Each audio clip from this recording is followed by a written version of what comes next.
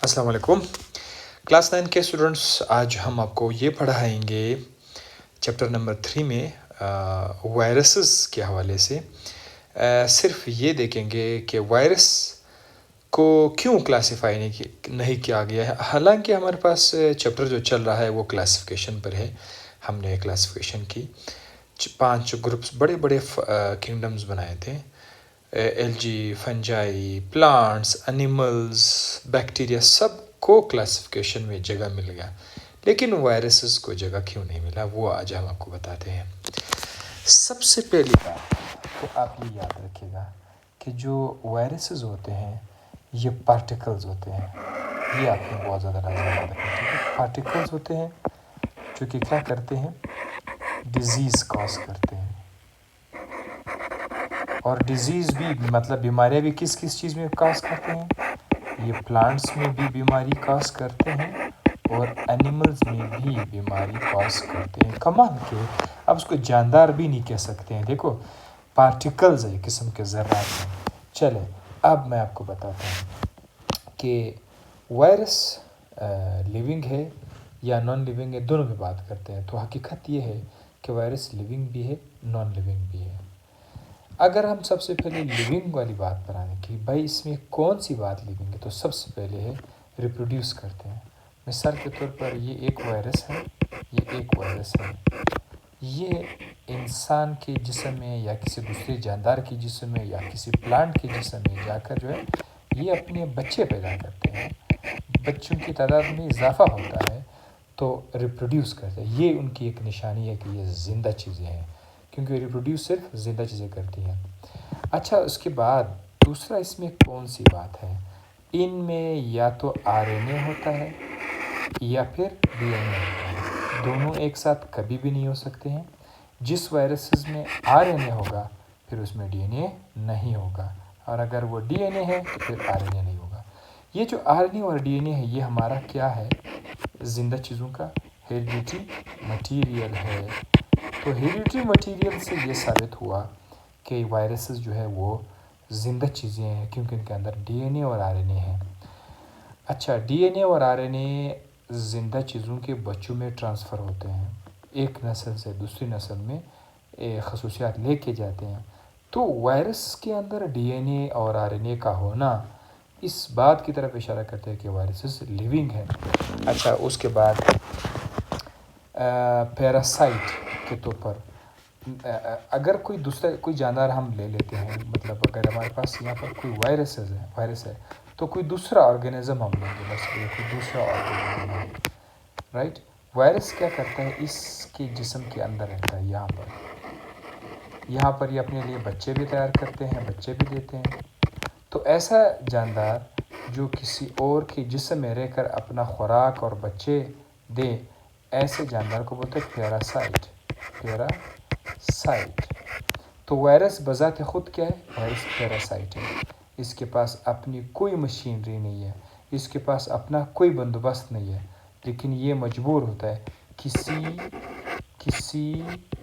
दूसरे ज़िंदा जिस्म में के अंदर ये गुजारा करते हैं। अगर इसको किसी दूसरे ज़िंदा जिस्म से बाहर निकाला जाए ना, तो बस ये यूँ समझिए कि ज़र्रात है, पत्थर के ज़र्रात है, कुछ नहीं है।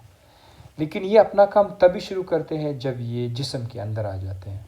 तो इसीलिए इसको हमने पैरासाइट का नाम दिया है। पैरासाइट यानी ख़ुद का तो इसके पास कुछ नहीं है, लेकिन दूसरों के जिस्म में रहकर अपना खुराक, बच्चों का बंदोबस्त करते हैं। तो ये बातें जो है, ये सारी बातें जो अभी आपने देख ली यहाँ पर लेफ़्ट साइड पर, ये आपका लिविंग प्रूफ है। अब हम आते हैं कि वायरस नॉन लिविंग भी है।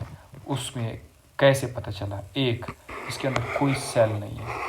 हमने दुनिया जहाँ के जानदार देखे, हर जानदार के अंदर सेल मौजूद है, चाहे वो प्रोकैरियोटिक सेल हो या वो यूकैरियोटिक सेल हो, लेकिन सेल तो था। वायरस के पास कोई सेल नहीं है, ये जस्ट एक ज़र्रा है, बस पार्टिकल है, कोई सेल नहीं है।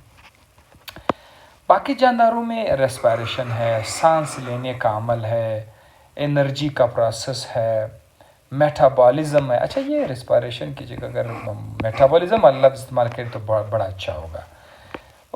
بیکٹیریا بھی میٹابولزم رکھتے ہیں, پلانٹس کے اندر بھی میٹابولزم ہے. میٹابولزم مطلب جب جسم کے اندر آکسیجن کی مدد سے چیزوں کی توڑ پھوڑ ہوتی ہے, رائٹ. تو یہ وائرسز کے اندر بالکل بھی نہیں ہے. اور نہ وائرسز ایکسکریشن مطلب کچرا وغیرہ, ٹھیک ہے. جس طرح ہر زندہ جسم کے اندر کچرا بنتا ہے اور وہ کچرا پھر باہر, جیسے انسانوں کی شکل میں بڑا اچھا ایگزامپل ہے پیشاب جو ہے ایکسکریشن ہے. اور بھی جاندار ہے جو کہ ایکسکریٹ کرتے ہیں کچرا جسم میں نکال سے باہر نکالتے ہیں. پلانٹس بھی اس طرح کرتے ہیں, پلانٹس کے اندر بھی کچرا بنتا ہے, ایکسکریشن ہوتا ہے. لیکن وائرس کے اندر ایسا کچھ بھی نہیں ہے, کمال ہے.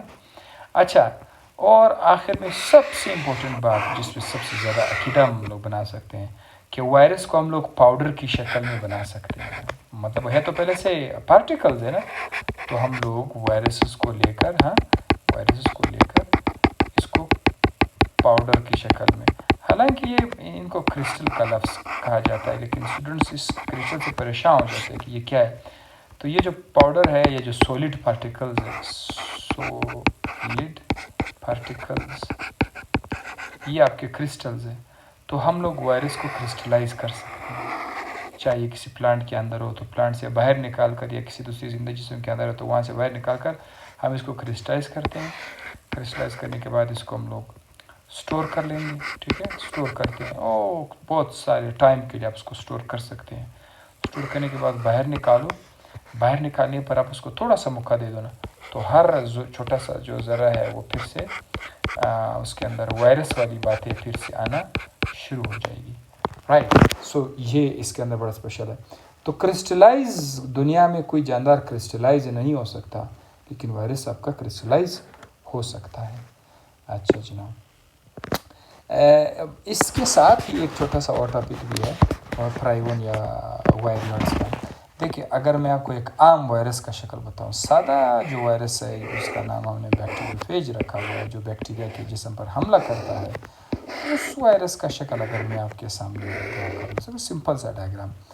تو اس وائرس کے اندر اگر آپ دیکھیے, یہ جو آپ کو نظر آ رہا ہے, یہ ہے اس کا پروٹین کوٹ, یہ اس کا ہے پروٹین کوٹ, رائٹ. اور اندر کیا پڑا رہتا ہے, اندر پھر یہاں پر ڈی این اے یا آر این اے پڑا ہوگا یہاں پر, ٹھیک ہے.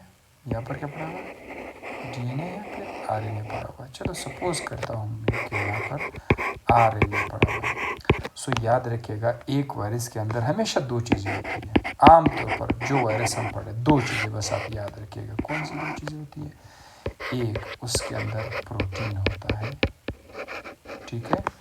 دوسرا اس کے اندر ڈی این اے یا پھر آر این اے ہوتا ہے. اوکے, یہ مکمل وائرس ہو گیا. لیکن پرائیون کی طرف آتے ہیں, میں آپ کو پرائیون بتاتا ہوں. پرائیون میں صرف اور صرف پروٹین ہے, اس کے اندر کوئی ڈی این اے اور آر این اے نہیں ہے. لیکن مزے کی بات یہ ہے کہ وائرس کی طرح یہ بھی ڈیزیز کاز کرتے ہیں, رائٹ. تو یوں سمجھے کہ وائرس کا آدھا حصہ ہے سب اس میں پروٹین ہے. یعنی اگر میں آپ کو اس طرح کا ڈائیگرام دوں کہ یہاں سے اس ڈائیگرام سے میں یہ آر این اے ہٹا دوں, تو کچھ کیا بچا, صرف پروٹین ہی بچا. تو ایسا اسٹرکچر جو صرف پروٹین ہے, تو یہ آپ کا وائرون ہے, یہ آپ کا وائرون ہے, رائٹ. پرائیون, سوری, یہاں پر یہ آپ کا پرائیون ہے, صحیح, جسٹ پروٹین ہے, کچھ نہیں ہے. لیکن اگر آپ اس طرف اگر وائریڈس کی طرف آئے, وائریڈ جو ہیں اس میں پھر کیا ہے, اس میں پھر صرف اور صرف آر این اے موجود ہے, کوئی پروٹین نہیں ہے. دیر از نو پروٹین. اب یہ بھی ایک آدھا وائرس ہو گیا, رائٹ. وائرس تو نہیں ہے, اسی لیے اس کو وائرائڈ کا نام دیا جاتا ہے. اس کے سے پھر کیا ہوگا, جیسے کہ میں کہتا ہوں کہ یہاں پر صرف اور صرف کیا موجود ہے, آر این اے موجود ہے. تو آر این اے تو ہے, لیکن آر این اے کے آس پاس نہ کوئی پروٹین ہے, نہ کوئی کوٹ ہے, کچھ بھی نہیں ہے, صرف اور صرف آر این اے ہے. اب یہ جو سنگل یہ جو آر این اے ہے آپ کا, یہ آر این اے آپ کا دراصل وائرائڈ ہے. یہ بھی کیا کرتے ہیں, ڈیزیز کاز کرتے ہیں, ٹھیک ہے. تو یہاں تک ہو گیا آپ کا یہ لیکچر ختم. انشاءاللہ کلاس 9 کے اسٹوڈنٹس, آپ لوگوں سے ریکویسٹ ہے کہ اگر آپ لوگ چاہتے ہیں کہ یہ ویڈیوز ریگولر آپ کے پاس آ جائیں, تو آپ لوگ یہ ویڈیوز شیئر کرتے جائے، کیونکہ بہت سارے لوگوں کو پتہ نہیں ہے کہ ہم نے کلاس 9 کی بایولوجی بھی اسٹارٹ کی ہوئی ہے، ٹھیک ہے، تو وہ اکثر یہ سمجھتے کہ صرف ایف ایس سی کے ہیں، تو ہم نے کلاس 9 کی بایولوجی بھی اسٹارٹ کی ہوئی ہے، اور ماشاءاللہ سے تیسرا چیپٹر اختتام کی طرف جا رہا ہے، تو اس کو شیئر کرتے جائیے تاکہ میں موٹیویٹ ہو جاؤں اور آپ کے لیے اور لیکچرز پریپیئر کروں۔ اور دوسری بات کہ 9th کی بایولوجی میں اسکرین پر ہی پڑھا رہا ہوں، ٹھیک ہے، آپ لوگ اسکرین پر ہی اس کو دیکھ سکتے ہیں، سمجھ سکتے ہیں انشاءاللہ۔ باقی جتنی بھی لیکچرز ہیں اسی طرح سے آئیں گے، آپ کا کانسیپٹ پھر بھی سے کلیئر ہو جائے گا۔ سو تھینک یو، اپنا خیال رکھے گا، اللہ حافظ۔ کمنٹس میں مجھے بتاتی جائے کہ آپ لوگوں کو کیسے سمجھ آ رہا ہے چیزیں یا نہیں آ رہی ہے۔ تھینک یو، اللہ حافظ۔